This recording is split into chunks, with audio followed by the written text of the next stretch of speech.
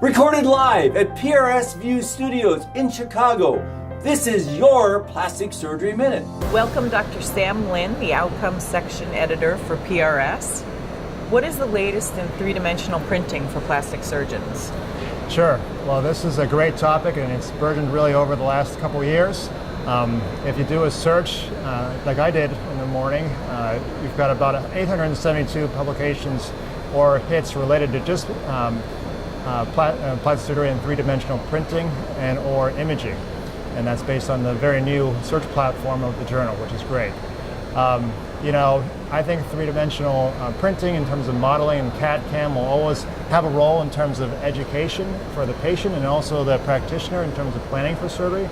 But however, now it's really become a mainstay where CAD/CAM in terms of planning complex reconstructive procedures, drill guides for cutting and osteotomies have really been mainstay, and they're really indispensable.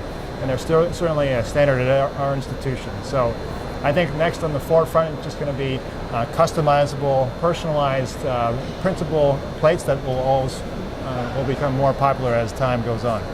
And would you say that's the latest in technology for plastic surgeons?